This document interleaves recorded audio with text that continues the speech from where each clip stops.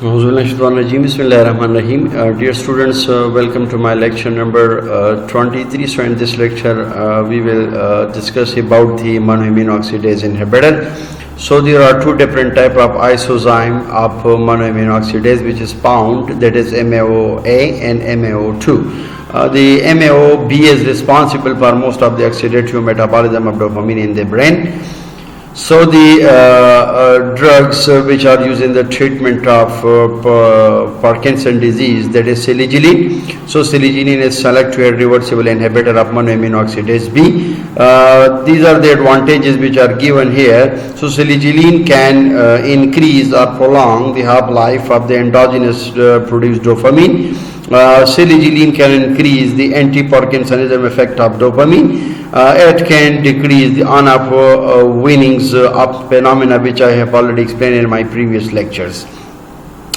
The simple mechanism of action of selegiline is selegiline retards the breakdown of dopamine in the central nervous system. It can block the presynaptic dopamine receptor, as well as it can inhibit the dopamine reuptake from the synapse. The pharmacokinetics of selegiline is this drug is extensively metabolized. Selegiline is extensively metabolized in the liver, and after metabolism it is converted into desmethyl selegiline and methamphetamines. And then amphetamine is formed. While the adverse effects which are reported, so in the adverse ADR, they are reported in the form of postural hypertension, confusion and psychosis. The drug interaction, selegiline, it cannot be used in a combination with tricyclic antidepressant like fluoxetine, duloxetine, and many and more drugs, so it cannot be used. While the selegiline, it is also contraindicated, so it cannot be used with the pethidine because there may be chances of excitement and rigidity in the patients. While selegiline, it cannot be used in a combination with the SSRI, selective serotonin reuptake inhibitors. So it means that selegiline, it cannot be given in a combination with citalopram, escitalopram, fluoxetine, etc. These selegiline, they are contraindicated in a patient with convulsive disorders. Another agent that is called resagiline. Resagiline is a never selective monoamine oxidase B inhibitor. The clinical advantages of resagiline is it is 5 times more potent than selegiline, and it is longer action, and this drug is not metabolized to amphetamine, and it doesn't produce excitatory side effect. Another drug that is called entacapone, so it is reversible COMT inhibitor, COMT catechol-O-methyltransferase inhibitor. So it can only act on the periphery region. So the mechanism of action or mode of action of entacapone is it is selective and irreversible inhibitor of COMT catechol-O-methyltransferase, and these are the adverse effects which are reported after the administration of entacapone. So it may be in the form of dyskinesia, and you can say nausea, and ADR may be reported in the form of diarrhea. There may be chances of diarrhea to the patient, abdominal pain, and urinary discoloration may be occur. In case of overdosing, it increases the side effect of the levodopa entacaphones. Another agent that is called tolcapone, so it is selective and reversible inhibitor of COMT catechol-O-methyltransferase. So it can directly act on peripheral as well as the central nervous system. So the side effects which are reported occasionally associated with hepatotoxicity. Dopamine facilitators. So dopamine facilitator is amantadine. So amantadine is we know that this is antiviral drug, but this drug is effective also against influenza 2 virus. The mechanism of action or mode of action of amantadine, so it can act presynaptically and postsynaptically. And presynaptically, so it releases the stored catecholamine, which are the neurotransmitter, from the intact dopaminergic terminals. While in second case, it can also inhibit or reduce the catecholamine reuptake process at the presynaptic terminals. and post-synaptically it can activate the dopamine receptor, dopamine receptor directly, as well as it produce anticholinergic acid action, so it can block the acetylcholine production, as well as it can directly act on NMDA receptor and methyl D-aspartate receptor blocking agents. The clinical uses of amantadine, so it is only used in milder cases as monotherapy.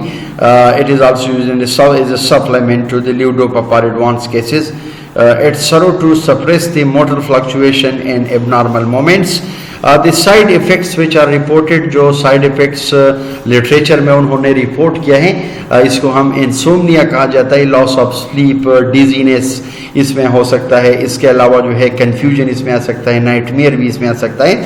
तो ये सारे चीज़ें जो हैं, जितने भी anti parkinsonism, जितने भी ड्रग्स हम यूज़ करते हैं पार्किंसन डिजीज़ में, तो ये सारे लिटरेचर ने रिपोर्ट किए हैं. अब हम बात करेंगे सेंट्रल एंटी कोलिनर्जिक्स के बारे में कि सेंट्रल एंटी कोलिनर्जिक्स क्या है. These are the only drugs effective in drug induce parkinsonism. ये सिरप और सिरप ड्रग हैं. ये वो ड्रग है जिसके ज़रिए हम which can produce drug induce parkinsonism. इसके अलावा एंटी मस्करीनिक एजेंट्स जो है वो भी हम यूज़ करते हैं. Anti muscarinic agents that improve the tremor and rigidity but have little effect on the bradykinesia. Bradykinesia mean to decrease the abnormal or shaky moments. The clinical uses of central anticholinergics, that is latrogenic parkinsonisms and antidopaminergic drug-induced idiopathic parkinsonisms. So it is useful in the management of mild to moderate symptom of the Parkinson disorders. इसके clinically इसके advantages कुछ यूँ हैं कि इसके main action ये कि ये सेंट्रली भी एक्शन करता है. Centrally so it can minimal peripheral actions. Centrally it is strong action on the central nervous systems, having minimal actions on the peripheral nervous system. So it is cheaper and better tolerated to the levodopa. The adverse effects which are reported after the administration of anticholinergics, so it may be in the form of dry mouth, constipation may be occur, and drowsiness may be also occur. Antihistaminic drug is also used. It may be arpinedrine, promethazine, so H1 blockers, additions, anti-muscarinic action of acetylcholine, promethazine, so it can decrease the tremor, rigidity and siluria, so many and more conditions. While another drug-induced Parkinsonism, so it can block the dopamine receptor in the striatum. There is no deficiency of dopamine. So the first one is, for example, antipsychotic drugs. Antipsychotic drugs are haloperidol, phenothiazine. So these are used in the treatment of psychosis. These drugs have a high potent effect on the D2 blockers. You can say dopamine 2 blockers and drug-induced Parkinsonism. The second one is reserpine. This is another agent. This is actually dopamine depleting agent. ये reserpine जो है ये क्या करता है, ये dopamine जो है उसको deplete करता है, उसको banish करता है, ख़त्म करता है. Metoclopramide, this is another anti-emetic drug. It can cross the blood-brain barrier and block the D2 receptors. The fourth one is MPTP, that is called 1-methyls. 1-methyl-4-phenyl 1,2,3,6-tetrahydropyridines. So after metabolisms of this drug, the MAO, monoamino oxidase inhibitor, it can metabolize and it convert into neurotoxins. Another one is oxidative stress, and with the dopamines they are react with the oxygen in the presence, with the water in the presence of, you can say, oxygen. So dopa is formed dihydroxyphenyl alanine, so it is formed, as well as the hydrogen peroxide, so that is released. And after that, when hydrogen peroxide, when it is oxidized, so it converted into the there will be the formation of the free radicals, and these free radicals mean the ferrokines and ferrocine will be released as a result of degeneration of dopaminergic neuron will be occurs. Thank you so much for watching my lecture, and inshallah in my next lecture I will discuss about the nursing cares, especially in Parkinson disease. Thank you.